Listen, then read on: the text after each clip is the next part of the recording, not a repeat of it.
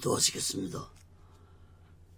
거룩하신 하나님 아버지, 살아계신 하나님 아버지 앞에 드리는 이 예배가 신령과 진정한 예배가 되어서 하나님 보좌에 온전히 연락되는 귀한 예배가 되게 하여 주시옵소서. 하나님께 예배를 드린 모든 자들에게 하나님의 크신 은혜와 은총이 임하게 도와 주시옵소서. 하나님 아버지, 한국교회를 붙잡아 주시옵소서. 풍력에 무너진 하나님의 재단도 수축해 주시옵소서. 하나님 아버지, 이 땅에서 두 번 다시 동족 간에 전쟁이 일어나지 않도록 하나님의 주권으로 온전히 막아 주시옵기를 간절히 원합니다. 저희 선생의 장벽이 하나님의 말씀으로 예수 그리스도의 능력으로 성령님의 역사로 무너지게 하여 주시옵소서.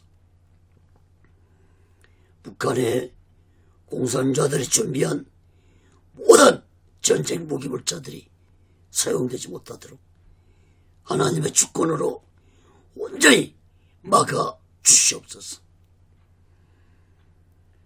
북한의 공산자들을 심판해 주시옵소서. 김정은의 생명을 하나님이 데려가 주시옵소서. 하나님 아버지, 북한에 고통당하고 있는 하나님의 백성들을 속히 구원해 주옵기를 간절히 원합니다.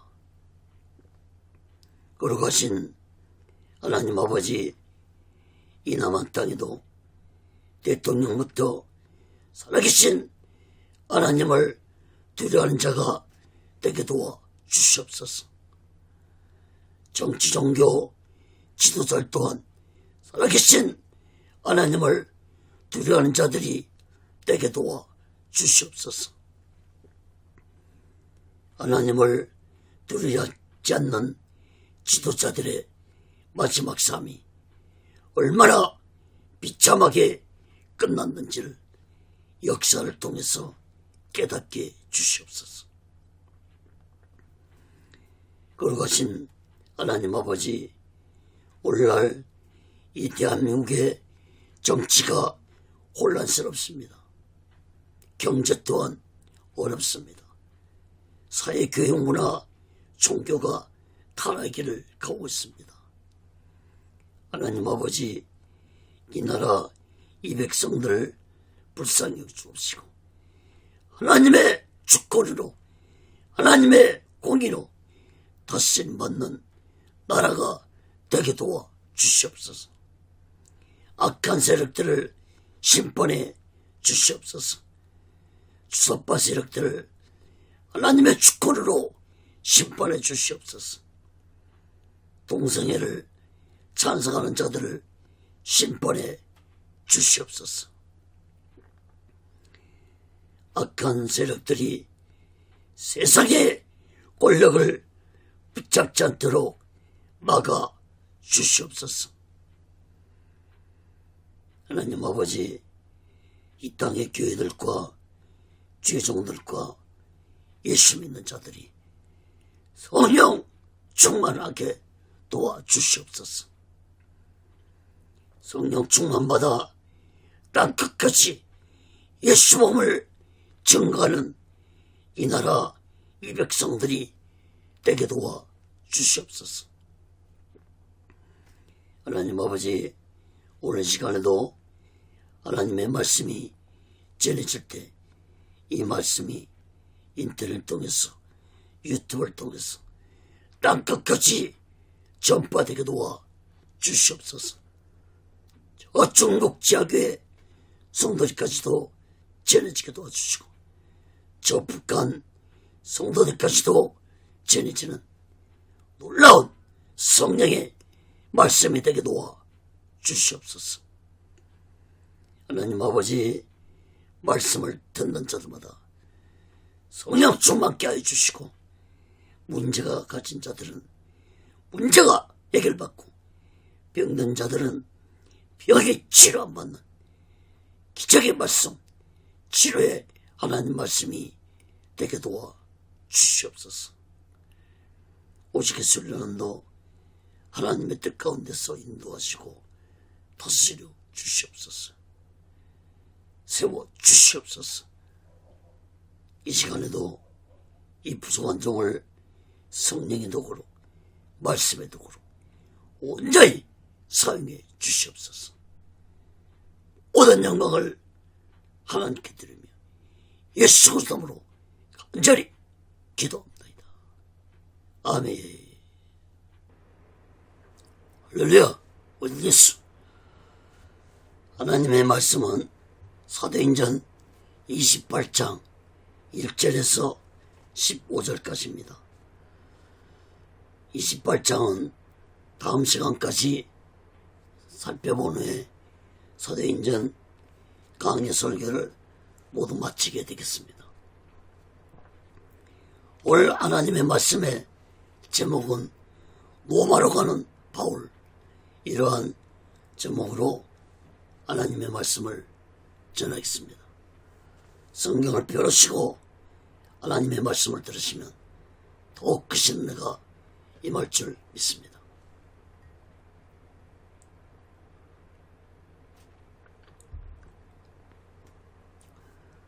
사랑하는 여러분, 사도 바울은 로마에 가서 복음을 증가하게 될 것이라고 예수님이 바울에게 말씀을 하셨는데, 그 말씀이 이제 이루어져서 바울은 로마에 가서 예수 복음을 증가하게 되었습니다.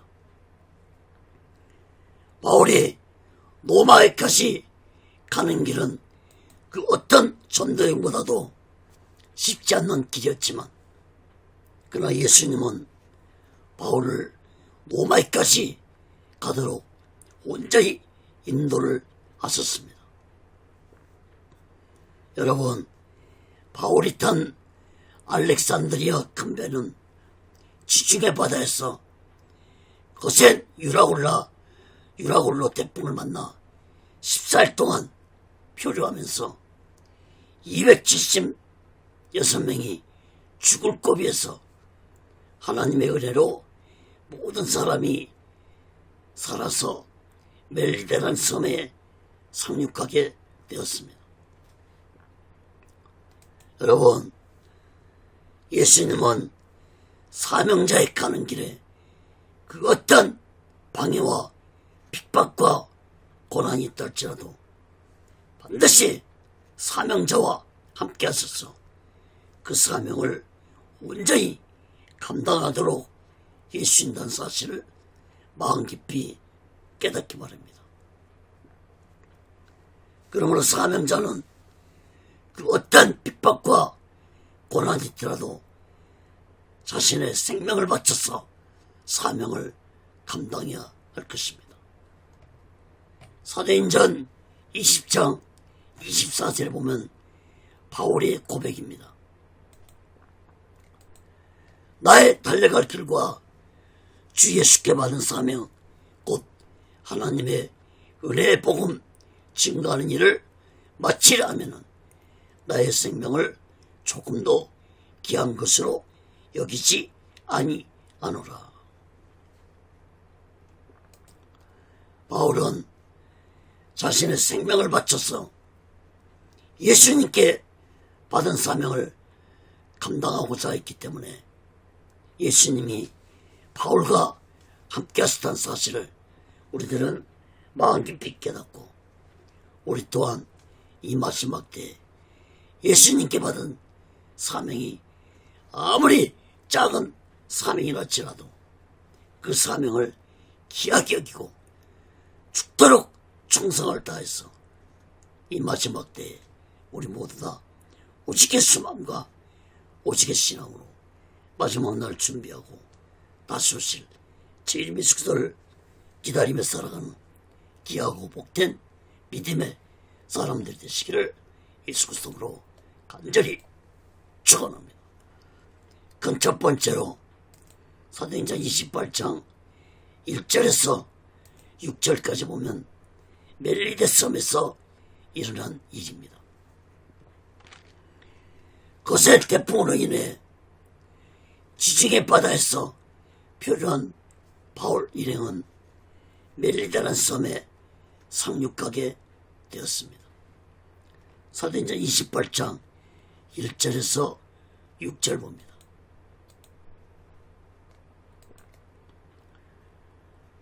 우리가 구원을 얻은 후에 안즉 그 섬은 멜리다라 하더라.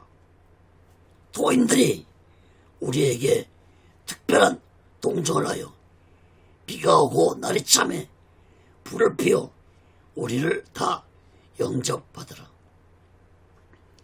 바울이 한 뭇 나무를 거두어 불에 넣으니 뜨거움을 인하여 독사가 나와 그 손을 물고 있는지라. 도인들이 이 짐승이 그 손에 달림을 보고 서로 말하되 진실로 이 사람은 살인한 자로다. 바다에서는 구원을 얻었으나 공의가 살지 못하게 하심이로다 하더라. 바울이 그 짐승을 불에 떨어버림에 조금도 상함이 없더라. 그가 붙든지 혹 갑자기 엎드러져 죽을 줄로 저희가 기다렸더니 오래 기다려도 그에게 아무 이상이 없음을 보고 돌려 생각하여 말하되 신이라 하더라. 1절 말씀을 보시면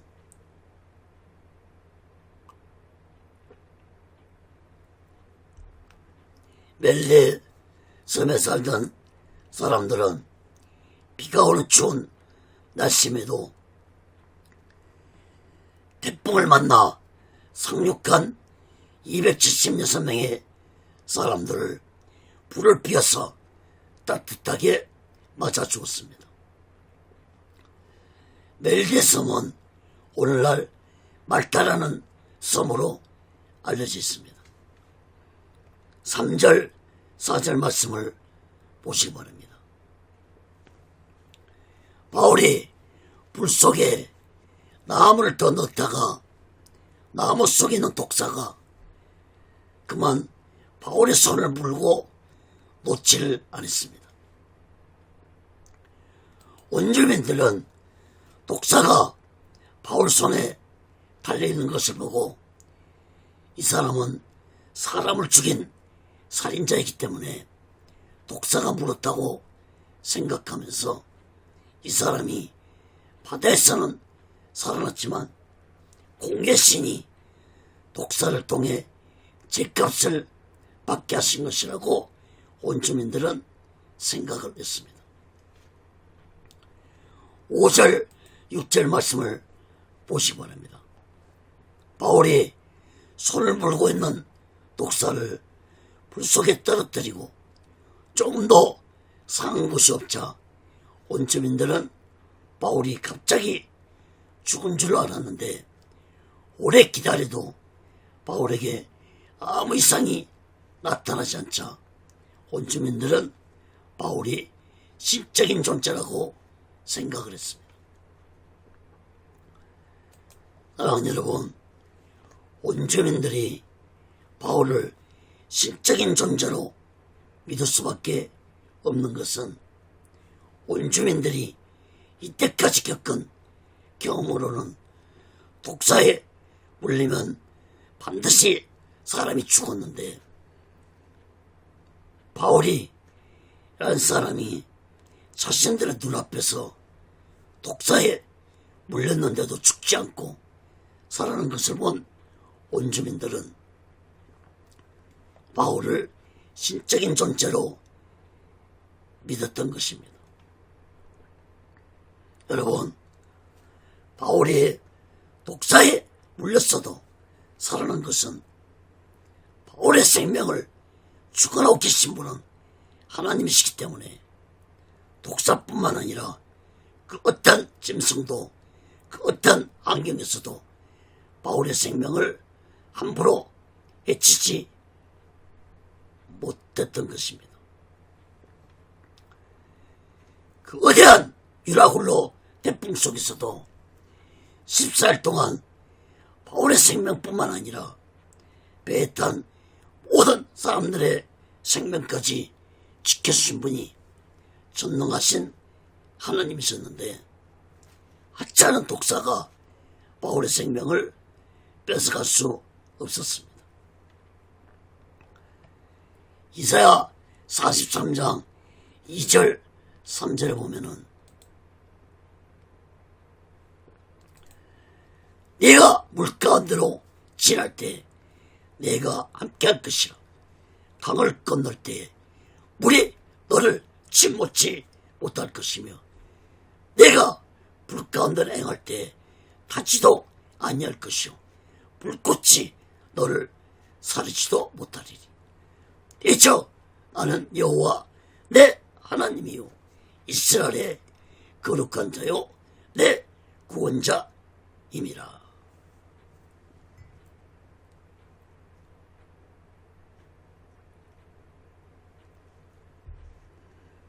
사랑하는 여러분, 인간의 생명을 하나님의 손에 있습니다. 하나님이 허락지 아니하셨으면 참새 한 마리도 그냥 땅에 떨어지지 않습니다. 그러므로 그 어떤 누구도 인간의 생명을 마음대로 뺏어갈 수 없습니다. 특히 사명자의 생명은 하나님이 더욱더 강하게 붙잡고 계시기 때문에 그 어떤 환경 속에서도 하나님이 사명자의 생명을 지켜준다는 사실을 마음 깊이 깨닫기 바랍니다.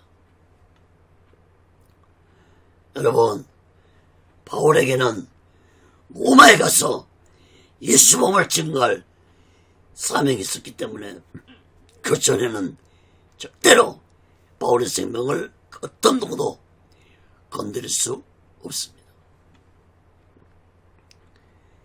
바울뿐만 아니라 하나님의 사명자들 또 하나님의 택함받은 자들은 물속에서도 하나님이 지켜준다는 사실을 굳게 믿으시기 바랍니다. 욥기서 1장 21절에 보면은 내가 못돼서 적신이 나왔은즉 또한 적신이 그리로 돌아가올지라. 주신 자도 여호와시오 취하신 자도 여호와시오니 여호와 이름이 찬송을 받을지니이다. 여러분,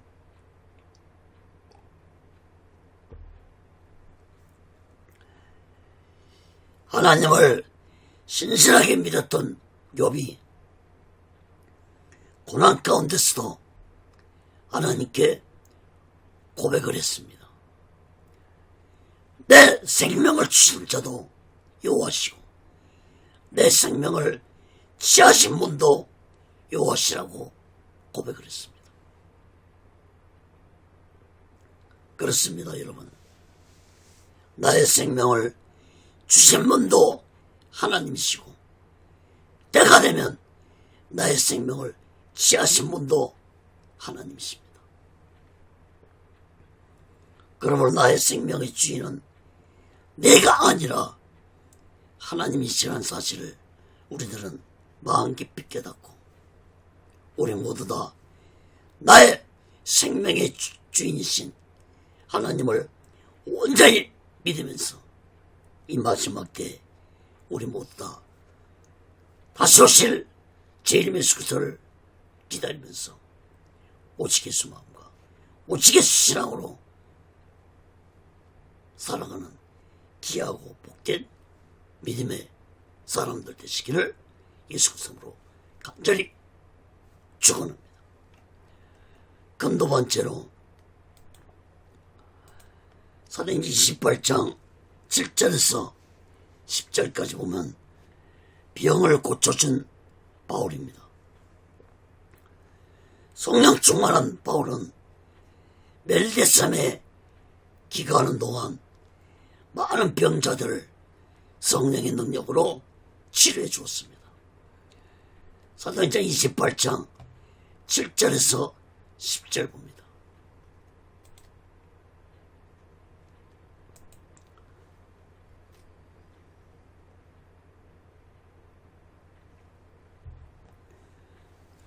이 섬에 제일 높은 사람 보블리오라는 이가 그 근처에 도시가 있는지라 그가 우리를 영접하여 사흘이나 친절히 유숙하게 하더니 보블리오의 부친이 열병과 이질에 걸려 누웠거늘 바울이 들어가서 기도하고 그에게 안수하여 낫게 하며 이러므로 섬 가운데 다른 병든 사람들이 와서 고침을 받고 후한 예로 우리를 대접하고 떠날 때 우리 쓸 것을 배에 올리더라. 7절 8절 말씀을 보시면 섬에서 가장 높은 보블리오라는 사람이 바울 일행을 초대해서 사흘 동안 친절하게 기거하도록 해줬습니다. 아마도 이 섬의 원주민들의 주장이 아닌가 생각해봅니다. 그런데 보블리오의 부친이 열병과 이질에 걸려서 누워있었는데 바울이 들어가서 그 사람에게 안수기도를 해주자 열병과 이질병이 고침을 받았습니다.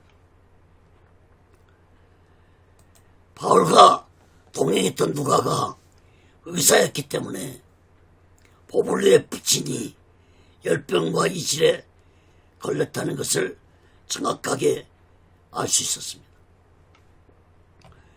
9절 10절 말씀도 보시면 바울이 병을 치료해줬다는 소문이 섬 전체에 전해지므로 수많은 병자들이 바울에게 기도를 받고 병 고침을 받았습니다. 원주민들은 병을 고쳐준 감사한 마음으로 바울의 일행을 후하게 대접했고 또한 바울 일행이 떠날 때는 필요한 물품들을 배에 실어 주었습니다. 바울은 병만 고쳐준 것이 아니라 그들에게 분명히 예수 복음을 전했을 것입니다. 사랑하는 여러분, 성령 충만한 바울에게는 성령의 은사 중에 하나인 병 고치는 은사가 있었습니다. 바울뿐만 아니라 예수님의 제자들에게도 성령 충만 받은 제자들에게도 성령께서 병 고치는 은사를 주셨습니다. 그러므로 초대교회 시대에는 이러한 성령의 강한 역사가 성령 충만한 자들을 통해서 나타나서 많은 사람들이 병 고침을 받았고 또 예수 믿고 구원받았습니다. 그러나 여러분, 마지막 때에는 악한 사탄도 자신의 종들에게 능력을 행하게 해서 택함받은 자들을 미혹하게 할 것이라고 예수님이 말씀하던 사실을 마음 깊이 깨닫기 바랍니다. 마태복음 24장 24절 25절을 보면 그것이 그리스도가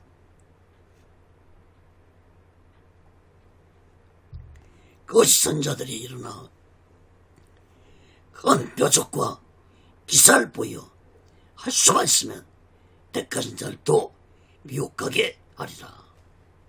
보라, 내가 너에게 미리 말했노라. 여러분, 예수님이 마지막 때에 악한 사탄에 속한 거식종들이 큰 표적과 기사를 행하면서 택함받은 자들을 미혹하게 할 것이라고 미리 말씀하셨다는 사실을 마음 깊이 깨닫기 바랍니다. 그러므로 분별 없이 무조건 병 고친다는 말을 듣고 아무데나 찾아가서 안수받는 자들이 되어서는 안 될 것입니다. 사랑하는 여러분, 우리 모두 이 마지막 때에 성령의 은사 중에 하나인 영분별의 은사를 받아야 할 것입니다. 악하고 거짓된 종들을 분별할 수 있는 영분별의 은사를 받아야 할 것입니다. 만약에 영분별의 은사를 못 받았다면 그들이 행동하는 열매로 분별하시기 바랍니다. 예수님도 거짓종들을 열매로 분별하라고 말씀을 하셨습니다. 여러분, 성령께서는 성령을 받은 자들이 오직 예수 마음과 오직 예수 신앙을 살아가도록 인도하시고 주관하십니다. 그러므로 성령 받은 자들은 결코 자신의 영광을 나타내지 않냐고 오직 하나님의 영광과 오직 예수만 나타내게 한다는 사실을 마음 깊이 깨닫기 바랍니다. 성령과 오직 예수는 하나입니다. 그러므로 성령을 받지 않냐고 악한 사탄의 능력으로 표적과 기적을 행한 자는 자신도 모르게 자신을 나타내게 되고 돈을 요구하고 영광을 자신이 차지하고 행동하는 이런 어리석고 무지한 행동을 하게 된다는 사실을 마음 깊이 깨닫고 우리들은 이런 악한 거짓종들을 분별하는 자들이 되시기 바랍니다. 여러분, 예수님이 마지막 날에 거짓종들이 큰 표적과 이적을 행해서 택한 자들을 미혹할 것이라고 미리 말씀하셨던 사실을 마음 깊이 새기시기 바랍니다. 사랑하는 여러분, 성령께서는 오직 예수 한 번만을 증거케 하시고 오직 하나님의 영광만을 위해 살아게 한다는 사실을 마음 깊이 깨닫고 우리 모두 다 이 마지막 때에 성령 충만받아서 오직 예수 복음을 증거하면서 오직 예수 마음과 오직 예수 신앙으로 마지막 날 준비하고 다시 오실 재림의 수도를 기다리며 살아가는 귀하고 복된 믿음의 사람들 되시기를 예수 그리스도로 간절히 축원합니다. 세 번째로 사도행전 28장 11절에서 15절까지 보면 로마에 도착한 바울입니다. 바울은 드디어 멜기세를 떠나 로마에 도착했습니다. 사도행전 28장 11절에서 15절 봅니다.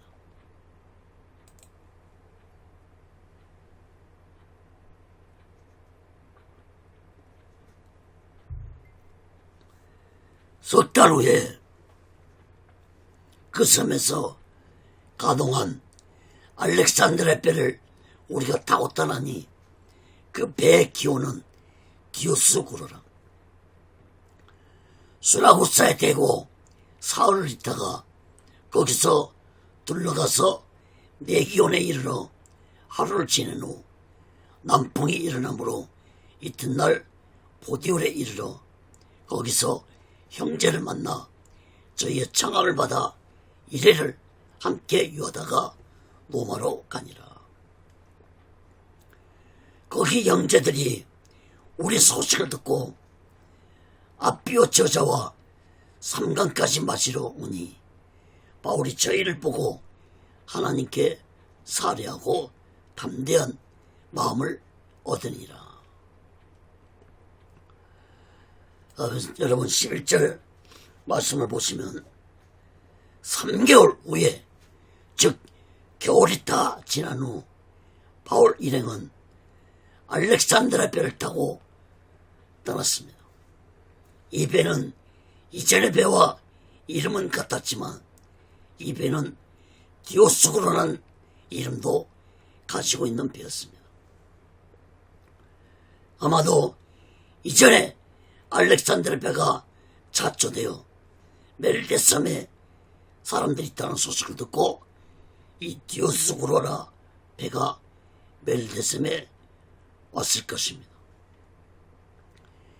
12절 14절 말씀도 보시기 바랍니다. 디오스라 그라배는 수라구사 항구에서 3일을 정박한 후 다시 출항해서 네기온 항구에서 하루를 보낸 후에 그 다음날 보디올 항구에 정박했습니다.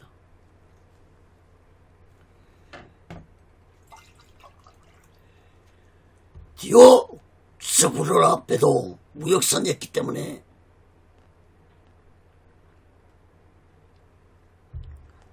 항구마다 물건을 하역하고 선착하기 위해서 항구마다 들리면서 항의를 했습니다.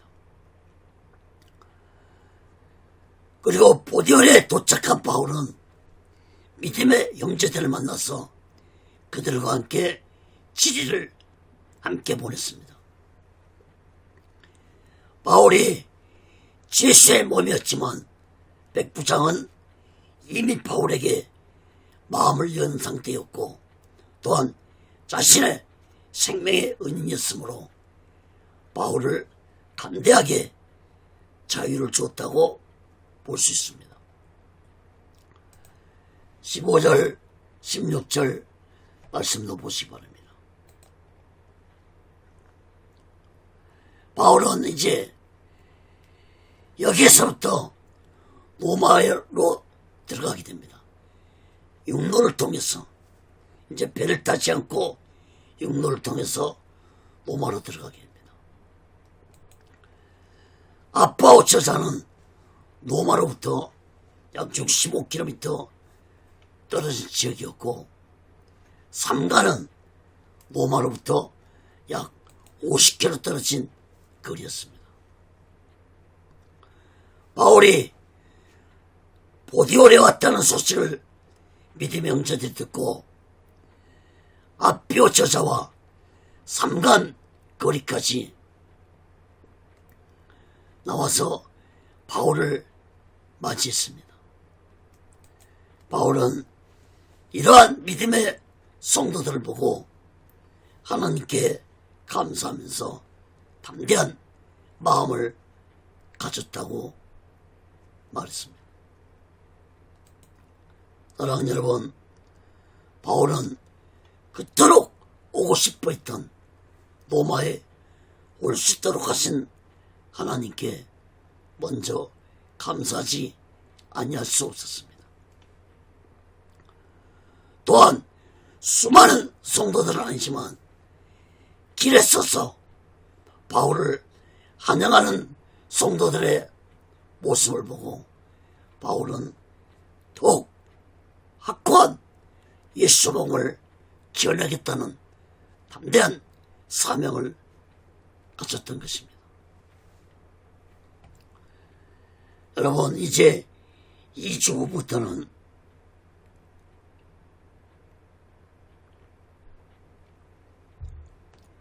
로마서 강의 설교를 하겠지만 이 로마서는 바울이 고린도 교회에 있을 때 로마에 있는 성도들에게 편지를 써서 보낸 글이었습니다. 로마서를 보면 바울이 로마에 있는 성도들이 핍박과 고난을 당하며 어려운 환경 속에서 신앙생활하는 것을 너무 잘 알고 있었기 때문에 바울은 로마에 있는 성도들에게 더욱더 오직의 신앙으로 올바른 예배를 드리고 담대한 믿음을 가지고 신앙생활하라고 로마서를 써서 편지를 보냈던 것입니다. 이러한 바울의 편지를 받아본 로마 성도들은 바울의 가르침대로 어려운 환경 속에서도 하나님께 신령과 진정한 예배를 드리면서 오직히 신앙을 믿음을 가진 신앙생활을 하고 있었습니다. 그런데 그러한 바울이 죄수의 몸으로 결박되어서 로마에 오는 것을 본 믿음의 성도들은 아마도 울면서 또 기뻐하면서 바울을 환영했을 것입니다. 로마서 말씀 가운데 한가운데만 보겠습니다. 로마서 12장 1절 2절 말씀입니다.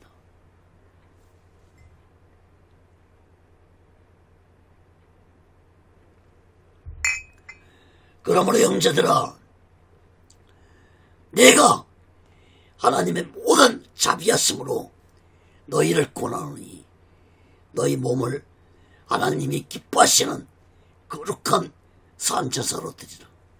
이는 너희의 드릴 영적 예배니라. 너희는 이 세대를 본받지 말고 오직 마음을 새롭게 함으로 변화를 받아 하나님의 선하시고 기뻐하시고 온전한 뜻이 무엇인지 분별하도록 하라. 사랑하는 여러분, 바울은 번듯한 교회도 없는 로마 땅에서 그것도 핍박과 고난을 받으며 살아가는 성도들에게 하나님이 기뻐하시는 예배를 드리라고 말씀했습니다. 하나님이 기뻐하시는 예배는 거룩한 예배이고 영적으로 드린 예배가 하나님이 기뻐하시는 영적 예배라고 말씀했습니다. 여러분, 육적 예배가 있고 영적 예배가 있다는 사실을 깨닫기 바랍니다. 하나님은 육적 예배는 받지 않습니다. 하나님은 오직 영적 예배만이 받으십니다. 사랑하는 여러분, 오늘날 이 땅에서 드리지고 있는 예배가 여러분 진정으로 거룩하게 드리는 영적 예배가 얼마나 될까요? 저는 충남 예산에서 신학교 3학년에 아무 연고도 없는 생전 처음으로 태어나서 예산이라는 곳에 처음으로 가서 5평짜리 세탁소 하던 자리에서 교회를 개척했습니다. 1년 후에 40평 되는 장소로 이전을 했지만 개척교회의 어려움은 그 누구보다도 많은 경험을 했습니다. 이후에도 천하로 나와서 교회를 2곳 개척을 했습니다. 그러나 개척을 하면서 뼈저리게 느낀 것은 사람들은 큰 교회를 좋아하지 개척교회는 오기 싫어한다는 사실을 뼈저리게 느꼈습니다. 물론 일찍이 그런 사실을 깨달았지만 그러나 묵묵히 하나님의 사명을 감당하고자 해서 개척을 하고 또 개척을 했습니다. 사랑하는 여러분, 하나님께 진정으로 드린 예배는 영적 예배가 됩니다. 오늘날 이 땅에서 드려지는 예배들이 진실로 영적 예배를 드리는 것이 얼마나 될 것인지 의문스럽습니다. 교회에서 드리지 않는 예배는 예배가 아니라고 생각하는 자도 많습니다. 여러분, 코로나 시대에 교회에서 예배를 드리지 못하게 하고 집에서 비대면 예배를 드리도록 했는데, 그러면 그때는 많은 사람들이 하나님께 예배를 드리지 못한 것입니까?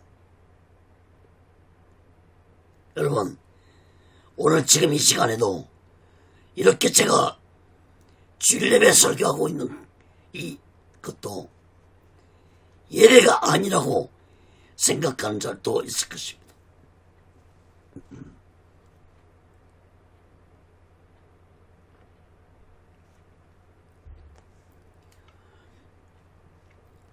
그러나 그렇게 생각하는 자들에게 묻고 싶습니다. 그런 생각을 한 사람들은 진정으로 하나님이 기뻐하시는 거룩한 영적 예배를 드리고 있는지 묻고 싶습니다. 화려하고 큰 교회에서만 예배를 드리기 좋아하는 자들은 깨달아야 할 것입니다. 여러분, 바울이 로마에 있는 성도들에게 거룩한 교회에서 예배드려야 하나님이 기뻐하시는 거룩한 영적 예배라고 말씀을 했습니까?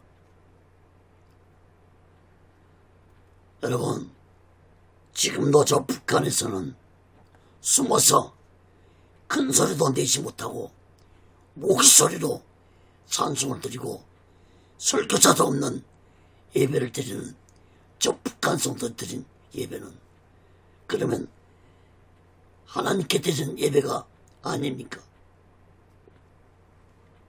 또한 저 중국 지하교회 성도들도 어느 가정에 모여서 또는 어느 토굴에 숨어서 비밀리에 예배를 드린 예배는 하나님께 드리는 예배가 아닙니까? 사랑하는 여러분, 하나님께 드리는 예배는 장소가 중요하지 않습니다. 환경도 중요하지 않습니다. 시간도 중요하지 않습니다. 오히려 하나님이 기뻐하시는 예배는 화려하고 큰 교회에서 드리는 예배보다도 생명을 걸고 숨어서 드리는 예배를 하나님이 더욱 기뻐 받으실 것이라고 저는 확신합니다. 요한복음 4장 23절에 보면 아버지께 참으로 예배하는 자들은 신령과 진정으로 예배할 때가 오나니 곧 이때라. 아버지께서는 이렇게 자기에게 예배하는 자들을 찾으시니라.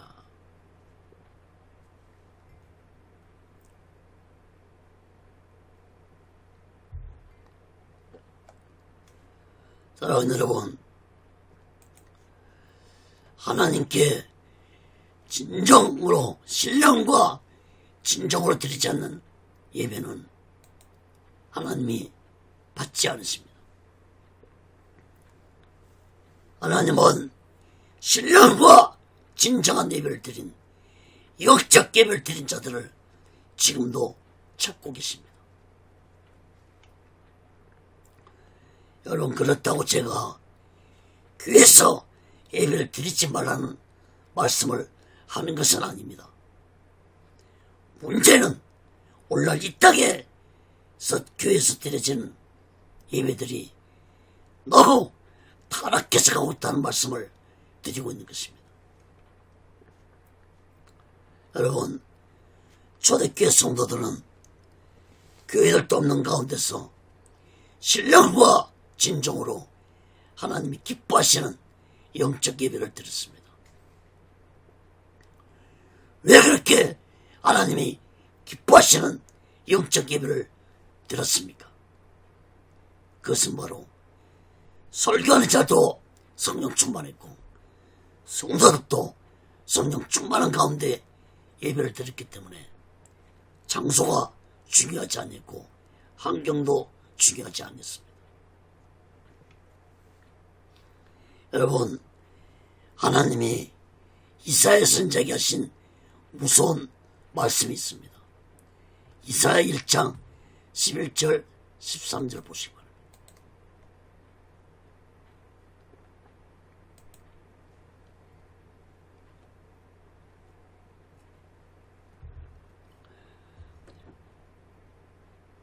여호와께서 말씀하시되 너희의 무수한 재물이 내게 무엇이 유익하뇨? 나는 수양의 번제와 살찐 전생의 기름에 배불렀고 나는 수송아지나 어린 양이나 수염새 피를 기뻐하지 아니하노라. 너희가 내 앞에 보이로니 그것을 누가 너에게 요구하였느냐? 내 마당만 밟을 뿐이라. 헛된 재물을 다시 가져오지 말라. 분향은 나의 가증이 여기는 바요 올삭과 안식일과 대로 모이는 것도 그러하니 성이 아울러 악을 행하는 것을 내가 견디지 못하겠노라. 여러분, 이스라엘 백성들이 하나님께 얼마나 열심히 제사를 드리고 제물을 바쳤습니까? 그런데 하나님은 헛된 제물을 더 이상 가져오지 말라고 했습니다. 너희들이 아무리 열심히 제사를 드리고 제물을 바친다 할지라도 마당만 밟을 뿐이라고 말씀하시면서 더 이상 악을 행하지 말라고 말씀했습니다. 하나님이 내가 견디지 못하겠다고 말씀했습니다. 여러분, 계시록 13장에 보면은 마지막 때에 마당만 밟은 자들을 하나님이 심판하실 것이라고 말씀했던 사실을 깨닫기 바랍니다. 사랑하는 여러분, 마당만 밟으면서 교회 성전 뜰만 밟는 뜰 성도가 되지 않길 바랍니다. 오직 예수 마음과 오직 예수 신앙으로 교회 안에 깊이 자리에서 영적 예배를 드리시기 바랍니다. 교회가 아닐지라도 그 어떤 장소랄지라도 그 어떤 시간이랄지라도 오직 예수 마음과 오직 예수 신앙으로 영적 예배를 드리는 자들이 되시기를 바랍니다.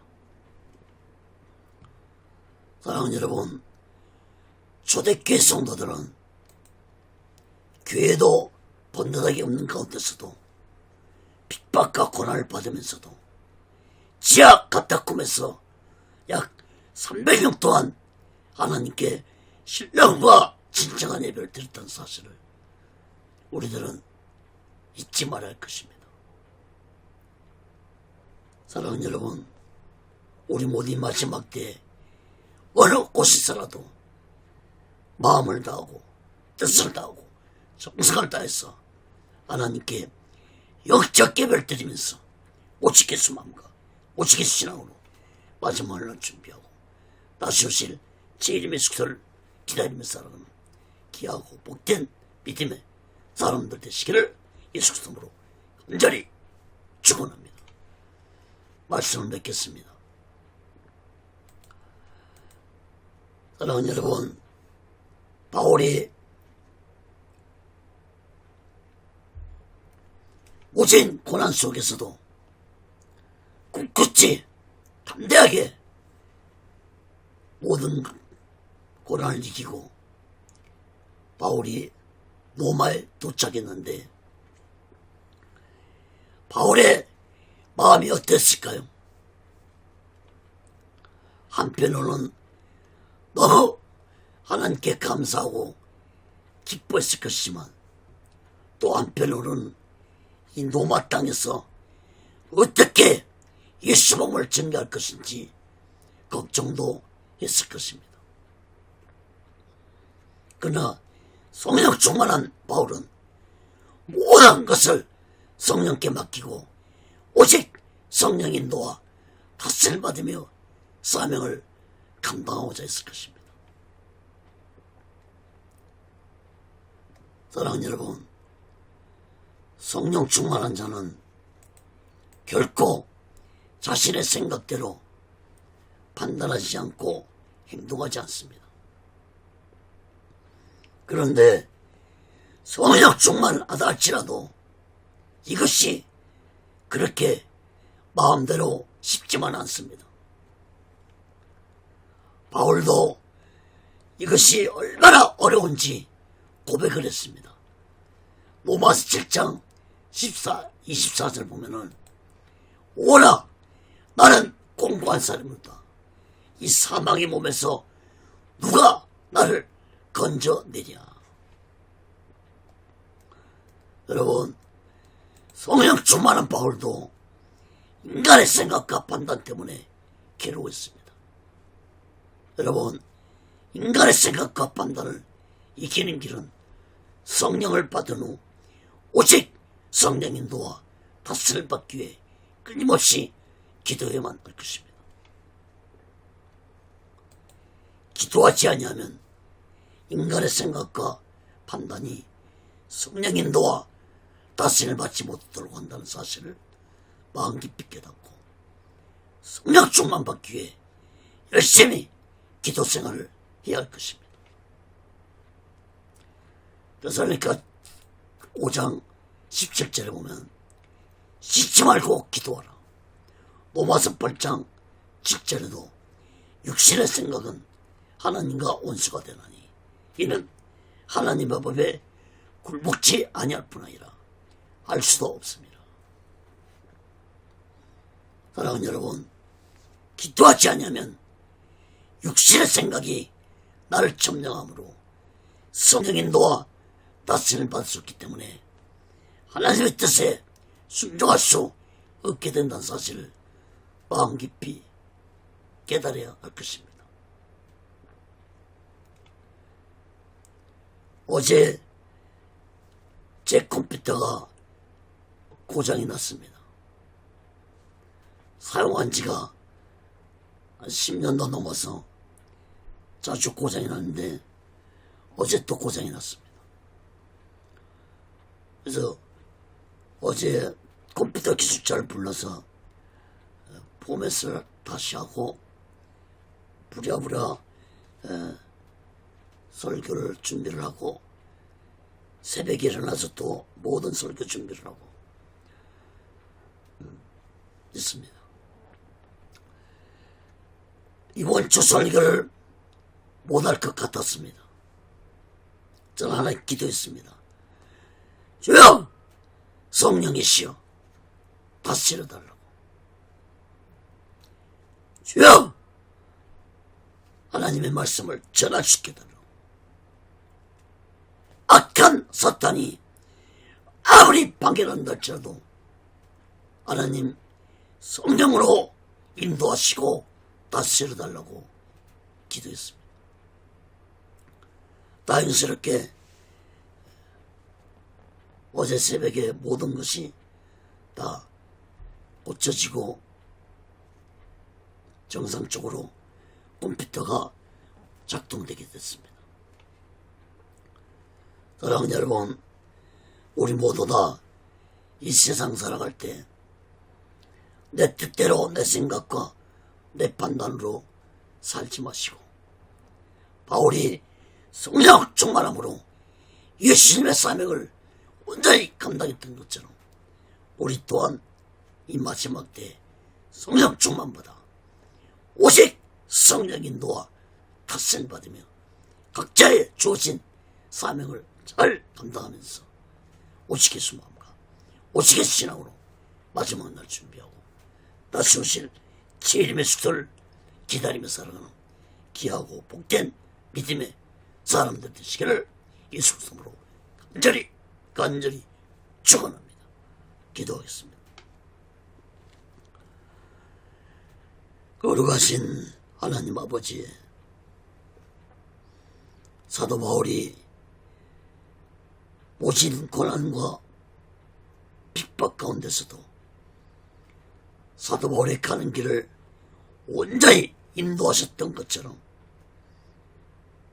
로마에 가서 예수 몸을 증거하시도록 인도하셨던 것처럼 하나님 아버지, 우리들의 사명의 길도 우리들의 인생의 길에도 오직 성령 인도와 다스림을 받으며 살아가게 도와 주시옵소서.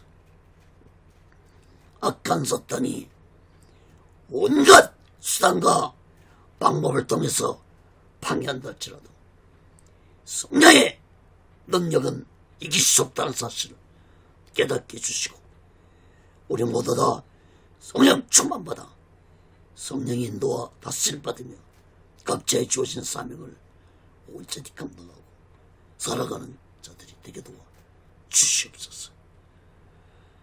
오직의 훈련도 하나님의 뜻 가운데서 인도하시고 다스려 주시옵소서. 모든 영광을 하나님께 드리며 예수 그리스도로 간절히 기도합니다. 아멘. 드린 예물에 기도하겠습니다. 하나님 아버지, 이 시간에도 마음을 드립니다. 물질을 드립니다. 손길의 마음의 물질에 하나님 아버지를 나빠해 주시고 저들이 세상 살아갈 때 물질에 어려움받지 않고 하나님이 주신 물질 속에서 풍족함을 누리며 하나님의 영광을 위해 쓰여지는 귀한 물질이 되게 도와주옵소서. 이 물질이 쓰여진 곳마다 하나님의 영광이 나타나고 예수 그리스도의 빛이 나타나게 도와 주시옵소서.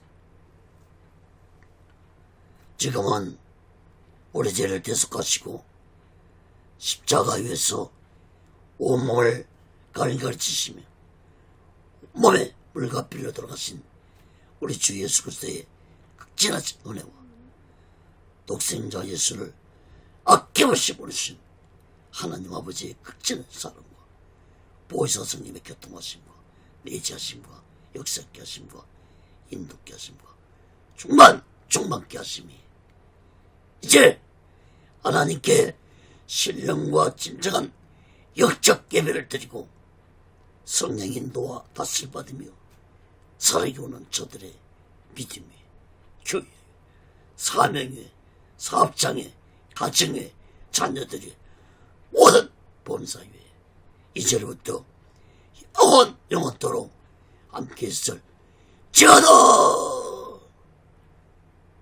아멘. 아멘. 아멘.